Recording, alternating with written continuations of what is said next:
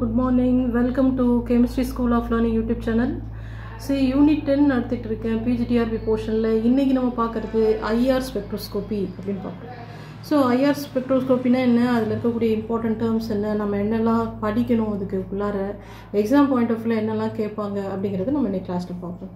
See, IR light is passed through the samples. Some of the frequencies are absorbed while other frequencies are transmitted through the sample without being absorbed. Absorption அப்படிங்கிறது தான் இங்க point. frequencies சில frequencies வந்து absorb ஆகும், சிலது வந்து absorb ஆகாம போய்டும் அப்படிங்கிறது தான் IR.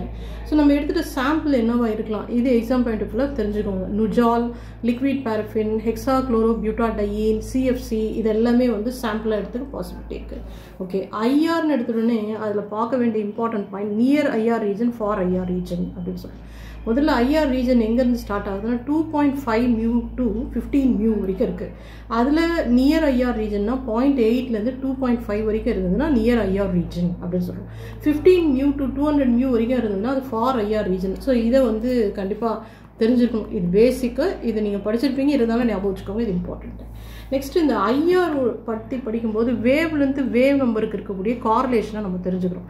So wave number equal to 1 wave length in centimetres அப்படின்னு சொல்லுவோம். வேவ் லென்த் லாம்டாக்கும் வேவ் நம்பருக்கும் இருக்கக்கூடிய ரிலேஷன்ஷிப் என்னன்றது தெரிஞ்சுக்கணும். ஓகே, நெக்ஸ்ட் இந்த IR region that is 2.5 to 15 mu region வந்து absorbed region brings about predominant changes in vibrational energy which it depends on எதெல்லாம் depend பண்ணியிருக்கோம், mass of the atom, strength of the bond, the arrangement of atom within the molecule. இந்த 3 பாயிண்ட்டை வந்து just தெரிஞ்சுக்கிறதுக்காக சொன்னேன்.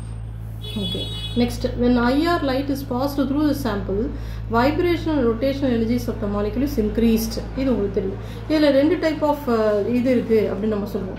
So இதை first நான் stretching and bending அப்படின்னு சொல்லிட்டு சொல்கிறேன். இந்த டயக்ராம் பார்த்தா உங்களுக்கு ஈஸியாக புரிஞ்சுடும் ஸ்ட்ரெச்சிங்னா என்ன அப்படின்னு சொல்லிட்டு.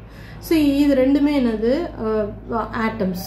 The distance between the two atoms increases or decreases, but the atom remains in the same bond axis.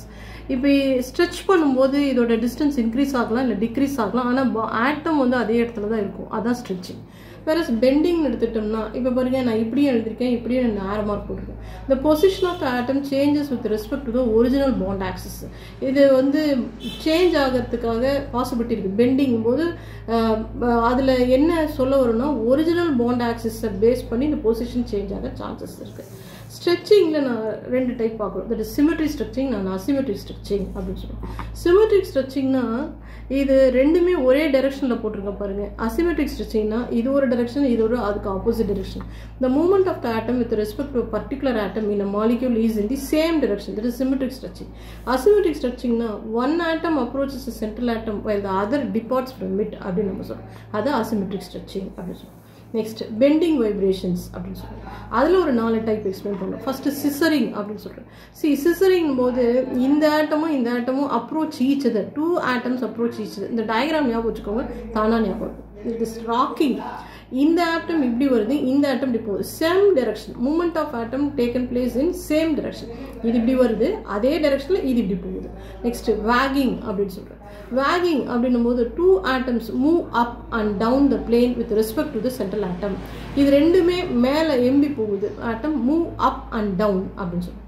Twisting, ஒரு ஆட்டம் பிளேனுக்கு மேலேயும் ஒரு ஆட்டம் பிளேனுக்கு கீழேயும். One of the atom move up the plane, other move down the plane அப்படின்னு சொல்லுவோம். So இது வந்து bending வைப்ரேஷனில் இருக்கக்கூடிய 4 டைப் அப்படின்னு பார்ப்போம். நெக்ஸ்ட் நம்ம பார்க்குறது வைப்ரேஷனல் ஃப்ரீக்வன்சி. ஐஆர்னு படித்தாவே இது ஹூக்ஸ்லா அப்படிங்கிறது படிக்காமல் போகவே முடியாது. ஹூக்ஸ்லா என்ன சொல்லுது, the vibrational frequency is proportional to the strength and inversely proportional to the mass அப்படின்னு சொல்லுவோம். Inversely proportional to the mass. Mu bar c equal to mu bar, mu by c equal to mu bar is equal to 1 by 2 pi c into k by m1 m2 mass by m1 plus m2 to the power of half அப்படின்னு சொல்லுவோம். மியூனா உங்களுக்கு தெரியும் reduced mass, m1 m2 small m1 m2 னா mass of atom, k நம்ம போட்டிருக்கோம் that is force constant. இங்கே ஒரு constant use பண்ணுறோம், square root of k by mu அப்படின்னு சொல்லுவோம்.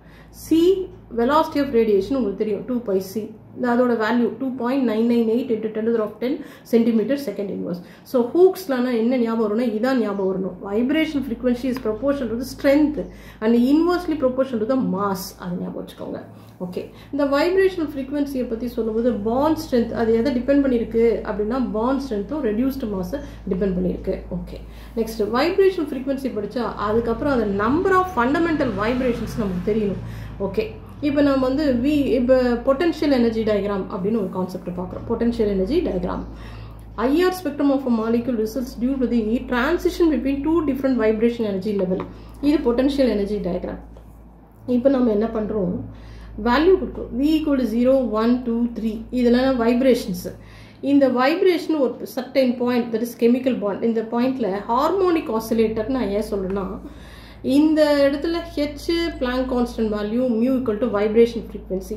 இந்த vibration frequency calculate பண்றதுக்கு ஒரு formula E vibration equal to V plus 1 by 2 H nu அப்படின்னு சொல்றோம். 1 by V equal to 1 by 2 pi into square root of K by M1 into M2 by M1 plus M2. இது multiplication, இது plus.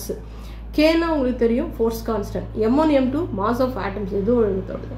So delta E vibration equal to H nu. Delta E vibration equal to H nu.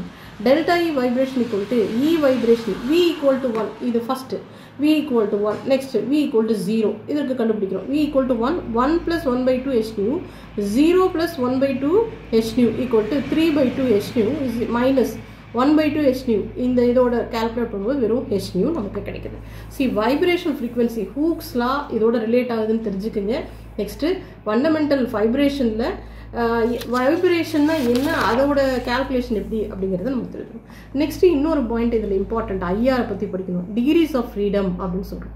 அந்த decrease of freedom என்ன சொல்லுதுன்னா, translation, rotation, வைப்ரேஷனோட சம்மை தான் வந்து நம்ம degrees of freedom is equal to the sum of the coordinates necessary to locate all the atoms of a molecule x y z அப்படின்னு நம்ம சொல்லுவோம்.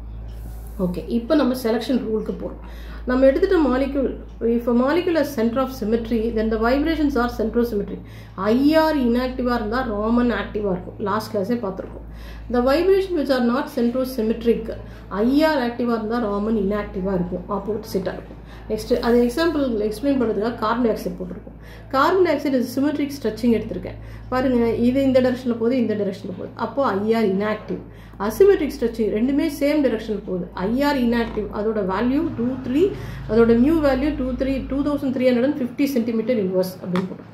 Bending வைப்ரேஷன்ல இப்படி ஒரு பெண்டிங் இருக்கு. இந்த மாதிரி ஆக்சிஜனும் இந்த பாருங்க, ஆக்சிஜன் ரெண்டும் கீழே டவுன் த பிளேன் இருக்கு, இது அபோவ் த பிளேன். இதோட வேல்யூ நீங்க தெரிஞ்சுக்கிறதுக்காக சொல்றேன். இதுவும் exam point of view important. இது சென்ட்ரோசிமெட்ரிக்கா இருந்ததுன்னா IR inactive, Raman active. Versus சென்ட்ரோசிமெட்ரிக்கா இல்லைன்னா ஐஆர் ஆக்டிவ், ராமன் இன்ஆக்டிவ். அது தெரிஞ்சுக்கோங்க. இப்போ ஐஆர் பத்தி படிக்கும்போது ஃபிங்கர் பிரிண்ட் ரீஜன் அப்படின்னு ஒரு ஏரியா இருக்கு. அப்படின்னா என்ன? The region below 1500 cm is rich in many absorption which are caused by bending vibrations. In the spectrum, the number of bending vibrations is usually more than the number of stretching vibrations. That's நம்ம என்ன சொல்றோம், fingerprint region அப்படின்னு சொல்றோம். அந்த ரீஜனை மூணா classify பண்ணியிருக்கோம். இதுவும் நீங்கள் தெரிஞ்சுக்கணும். 1500 to 1350 சென்டிமீட்டர் இன்வர்ஸ் இருந்ததுன்னா அது டெர்ஷரி பியூட்டைல் குரூப் தான் அந்த ரீஜனில் கிடைக்கும். 1350 to 1000 வரைக்கும் இருக்கிறது வந்து எதெல்லாம் இருக்குன்னா ஆல்கஹால் இருக்கும், எஸ்டர் இருக்கும். பிலோ 1000 இருந்ததுன்னா சிஸ்ட்ரான்ஸ் அல்கீன்ஸாக இருக்கும் அப்படின்னு நம்ம சொல்கிறோம். சிஸ்ட்ரான் அல்கீன்ஸாக இருக்கும்.